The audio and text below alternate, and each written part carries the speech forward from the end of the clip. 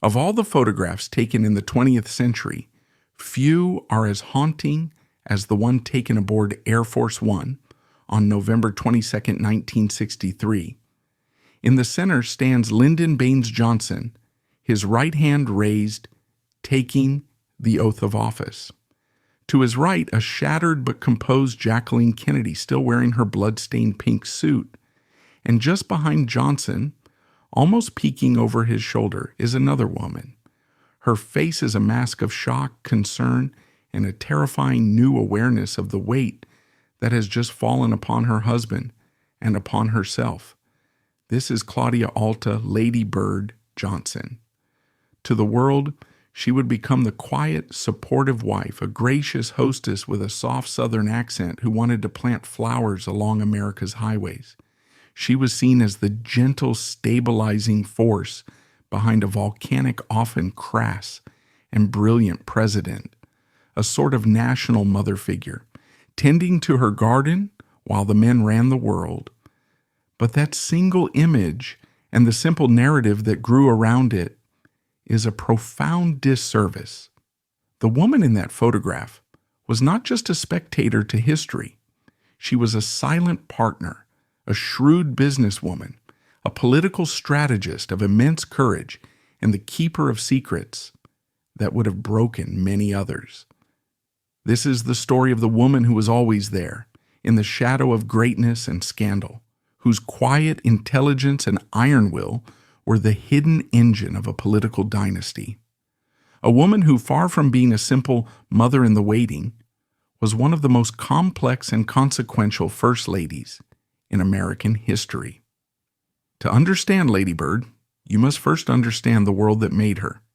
She was born in the deep piney woods of East Texas in 1912, a place of stark contrasts. It was a corner of the Old South, steeped in tradition and stifling social codes, yet it was also on the edge of the Wild West, a land of oil booms and rough-hewn ambition. Her father, Thomas Jefferson Taylor, was a man who embodied this contradiction. He was a wealthy landowner and merchant, the proprietor of the town's general store, a figure of immense local power. He was also known to be a hard, sometimes cruel man whose business dealings were not always pristine and whose personal life was a source of constant local gossip. Her given name was Claudia Alta Taylor, but she was never called that. A nursemaid, looking at the beautiful infant, declared she was as purty as a lady bird, and the name stuck for life. It was a gentle, almost whimsical name that belied the loneliness of her childhood. When she was just 5 years old, her mother, Minnie, who was pregnant with a third child, fell down a flight of stairs. She died a few days later from complications of a miscarriage. The tragedy left a permanent scar on the young girl. Lady Bird would later describe her mother as a refined literary woman who felt like an exile in the rough culture of Karnak, Texas. Her death plunged the household into a quiet, masculine gloom.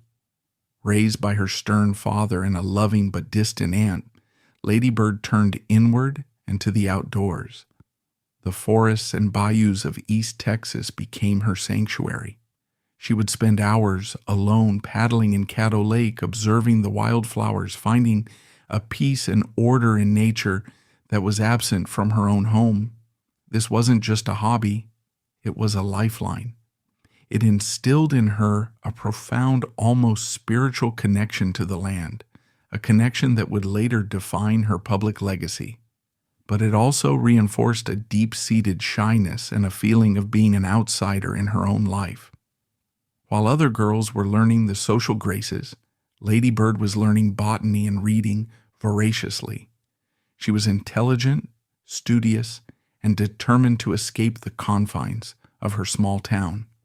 She yearned for a world of ideas, culture, and purpose, a world she found first in books and then at the University of Texas. It was in Austin, the vibrant state capital, that the shy girl from the piney woods began to blossom. She earned 2 bachelor's degrees, one in history and one in journalism, a remarkable achievement for a woman of her time. She dreamed of being a reporter, of traveling the world, of having a life entirely of her own making. She was poised, intelligent, and finally coming into her own. And then in 1934, she met a force of nature that would change her life forever. His name was Lyndon Baines Johnson. He was a tall, gangly, and relentlessly ambitious congressional aide with ears that stuck out and a voice that could charm a snake or fell a tree. They were introduced by a mutual friend, and their first date was a whirlwind of coffee, conversation, and LBJ's overpowering personality. He talked endlessly about his dreams, his politics, and his unshakable belief that he was destined for greatness. Lady Bird was both fascinated and terrified. He was everything she was not, loud, domineering, and utterly self-assured. On that very first date, he asked her to marry him. She was taken aback, reasonably thinking he was either crazy or joking. She demurred, telling him she needed to think. But Lyndon Johnson was not a man who took maybe for an answer. He launched a campaign of persuasion that was as intense and strategic as any political race he would ever run. He bombarded her with letters and telegrams from Washington, D.C. He called her constantly. He saw in her not just a pretty face or a kind heart, but something more. He saw her intelligence, her stability, and her family money, a potent combination for a poor boy from the Texas Hill Country with monumental ambitions. Lady Bird was deeply conflicted. Her friends warned her that he would eat her alive. She worried he would trample her own dreams, her own identity. In her heart, she knew they were right to be concerned. Yet she was drawn to his energy, his vision, and his raw, unvarnished power. He was, she later said, like a locomotive. After a 10-week courtship conducted almost entirely by mail, she finally said yes. They were married in November 1934. The wedding was so hastily arranged that her $10 wedding ring was purchased from Sears, Roebuck. The shy girl from Karnak had just tied her life to a hurricane, and the winds were about to pick up. The early years of their marriage were a trial by fire for Lady Bird. Moving to Washington, D.C., she was thrust into the cutthroat world of national politics. She was painfully shy, intimidated by the sophisticated wives of other politicians. While Lyndon thrived, working punishing hours and building his network, she often felt isolated and adrift.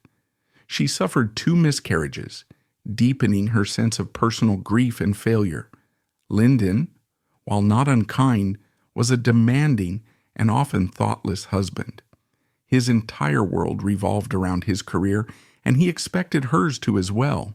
She was his hostess, his secretary, his typist, and his emotional ballast. He would bring home a dozen colleagues for dinner with no notice, expecting a full meal to be served.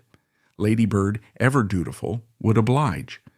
But to assume she was merely a passive supporter is to miss the steel that was hardening just beneath the surface. In 1943, an opportunity arose that would change everything. A small, debt-ridden Austin radio station, KTBC, was for sale. Lyndon was serving in the Navy during World War II, and their finances were tight. But Lady Bird saw the potential. She took a daring gamble. In early 1943, she invested $17,500 from her inheritance to purchase KTBC, marking the beginning of the Johnson family's media empire. This was her project. While Lyndon was away, she moved back to Austin, rolled up her sleeves, and got to work. She was not just the owner, she was the manager. She hired staff, negotiated with advertisers, cleaned the filthy offices herself, and climbed the hill to the transmitter to make sure everything was working. She mastered the complex regulations of the Federal Communications Commission. She transformed KTBC from a daytime-only 250-watt station that was losing money hand over fist into a 24-hour, profitable enterprise. Her business acumen was astonishing. She was shrewd, meticulous, and commanded the respect of her all-male staff. This wasn't Lyndon's success, it was hers. Over the decades, that single risky investment would become the foundation of the Johnson family fortune, a multi-million-dollar media empire of television and radio stations. This chapter of her life is often treated as a footnote, but it is the single most important piece of evidence of who she truly was. Long before she was a first lady, she was a CEO. She was a self-made woman who understood power, money, and strategy. And the skills she honed in that Austin radio station would prove indispensable in the political battles to come. As Lyndon's political star ascended, so did Lady Bird's role as his most trusted partner. She wasn't just managing the books. She was managing the man. She was the one who could soothe his volcanic rages and bolster his crippling insecurities. He relied on her judgment implicitly. She would read his speeches, suggesting edits to soften a phrase or strengthen an argument. She remembered the names and details of thousands of constituents, creating a human connection that Lyndon, in his whirlwind of ambition, often overlooked. Her political courage was tested most dramatically in 1964. By then, Lyndon Johnson was president, having assumed office after the assassination of John F. Kennedy. He was pushing for the passage of the landmark Civil Rights Act, a deeply controversial bill that was tearing the Democratic Party apart, especially in the segregated South. Many Southern Democrats were abandoning him, branding him a traitor to his own people. Advisors told Johnson to avoid campaigning in the hostile Southern states. It was too dangerous, too politically risky. Lady Bird disagreed. She believed someone had to go into the heart of the opposition and make the case for civil rights, person to person. And she decided that person would be her. She planned a grueling 4-day, 1,700-mile whistle-stop tour through 8 southern states. It was called the Lady Bird Special. It was an act of breathtaking political bravery. As the train rolled through Virginia, the Carolinas, Georgia, Florida, Alabama, Mississippi, and Louisiana, she was met with jeers, ugly signs, and threats of violence. In South Carolina, a group of young men sang, "We'll bury you, Lady Bird," to the tune of "The Old Gray Mare." At one stop, a heckler shouted, "I'd rather be black than a traitor to the South." Through it all, she remained poised, calm, and unfailingly gracious. She would step out onto the rear platform of the train, smile at the hostile crowds, and speak in her soft, familiar drawl. She didn't lecture or condemn. She spoke of shared heritage, of Southern courtesy, and of the moral necessity of giving every citizen, regardless of color, the right to vote and the chance to succeed. She told them, "This is a country of many shades, and this is its strength and its richness." She faced down the hate not with anger, but with a quiet, unshakable dignity. It was a masterful performance, and it worked. She didn't silence all the critics, but she humanized the cause and demonstrated that the White House was not giving up on the South. It was perhaps her finest political hour, a moment when the shy girl from East Texas stood alone on the national stage and fought for the soul of her country. But behind the scenes of this public courage, her private life was often a landscape of profound pain and humiliation. Lyndon Johnson's immense appetites were not limited to politics and power. They extended to women. His infidelities were rampant, compulsive, and barely concealed. It wasn't just a rumor, it was an open secret in Washington. He had numerous affairs, some fleeting, one with a woman named Alice Glass, lasting for years. This was Lady Bird's private cross to bear. It was a constant source of torment. She was a proud, dignified woman forced to endure the whispers, the knowing glances, the public speculation. Johnson could be incredibly cruel, sometimes flaunting his relationships, even bringing his mistresses into their home. How does a person endure that? For Lady Bird, it was a complex calculation of pragmatism, love, and self-preservation. She knew that leaving him would destroy his career, the future she had invested so much of her own life in. She also, on some level, still loved the brilliant, complicated man she had married. Her inner turmoil is laid bare in the audio diaries she began keeping after the Kennedy assassination. These recordings, totaling nearly 125 hours, are one of the most remarkable and intimate records of a presidency ever created. In them, her voice is not the polished, public tone of a first lady, but the weary, reflective voice of a woman under immense pressure. She speaks of her anxieties, her frustrations with Lyndon's moods, and the crushing weight of the Vietnam War. On the subject of his affairs, she is discreet, but the pain bleeds through. She speaks of needing to find a little island of peace for herself. She rationalized it as a part of the package of being married to a man of such enormous vitality and ego. In one heartbreakingly frank moment, she told a biographer years later that she understood her husband loved many people and that she had to accept that. She had made a deal with herself. She would provide the stability he desperately needed, and in return, she would have a life at the center of history, a platform for her own work, and the family she had built with him.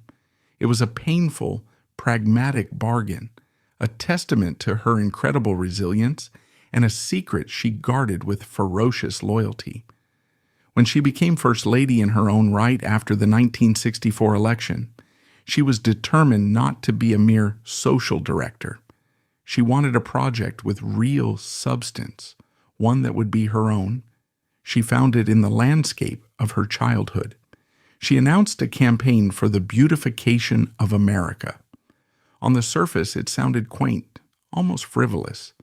The press and the public often caricatured it as Lady Bird's Pretty Up campaign. In an era of Cold War tension, social upheaval, and the escalating war in Vietnam, many dismissed the idea of planting flowers and cleaning up junkyards as hopelessly naive. A popular protest slogan of the time was "Plant petunias while our boys are dying in Vietnam." But this criticism completely missed the point. Lady Bird's vision was far more radical and far-reaching than just aesthetics. For her, beautification was a form of environmentalism before the term was widely understood. It was about combating urban blight, improving mental health by creating green spaces, conserving natural resources, and connecting people back to the land. She saw a direct link between the ugliness of billboards, junkyards, and polluted rivers, and the spiritual poverty of the communities forced to live with them. She became a formidable lobbyist for her cause. She worked tirelessly behind the scenes, using her political skills to push for the Highway Beautification Act of 1965. She met with congressmen, twisted arms, and used all the influence of the First Lady's office. The bill faced fierce opposition from the powerful outdoor advertising lobby and from business interests who saw it as an attack on free enterprise. It was a tough, ugly political fight.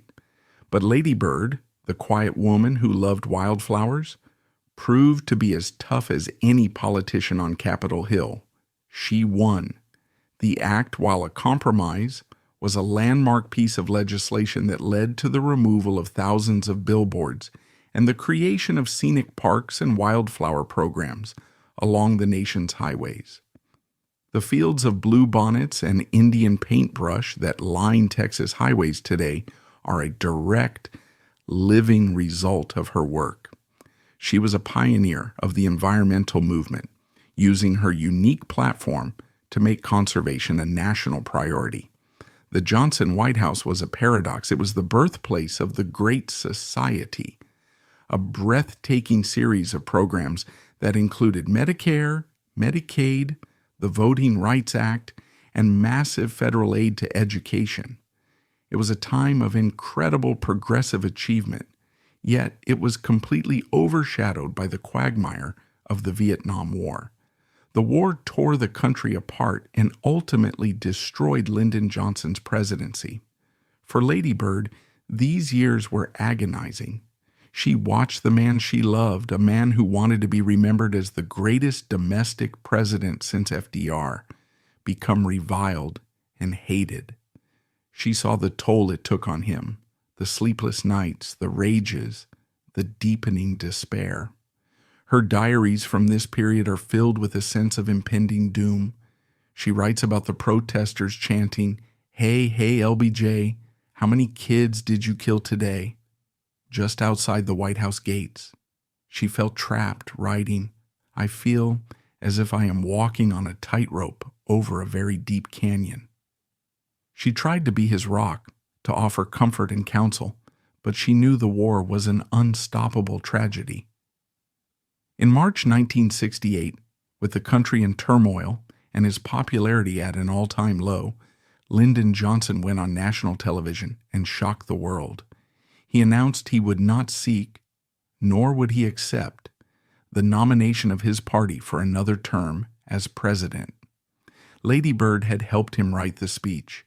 She knew this was the end.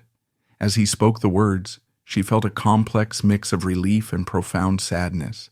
The long, brutal, brilliant, and painful chapter of their lives in power was over. After leaving the White House in 1969, Lyndon and Lady Bird returned to their beloved ranch in the Texas Hill Country. For the first time in decades, they had a chance at a private life. But Lyndon was a man adrift without power. His health, battered by years of stress and heavy smoking, declined rapidly. He died of a heart attack in 1973, just 4 years after leaving office. Lady Bird was only 60 years old. She would live for another 34 years, and in many ways, this final act of her life was her most independent and perhaps her most fulfilling. Freed from the shadow of her husband's titanic personality, she truly came into her own.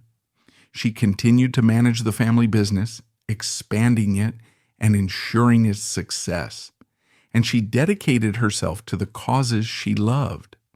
She co-founded the National Wildflower Research Center in Austin, now the Lady Bird Johnson Wildflower Center, a world-class institution dedicated to the study and preservation of native plants. It was the culmination of her life's passion. She poured her energy, her money, and her still considerable influence into making it a success. It became her living legacy, a place of beauty and science that perfectly encapsulated her belief in the healing power of the natural world. She also took on the role of guardian of her husband's legacy. She meticulously organized his papers and oversaw the creation of the LBJ Presidential Library. Through her oral history project and her own diaries, she provided an invaluable, unvarnished look at one of America's most consequential and controversial presidencies. She was not interested in creating a hagiography.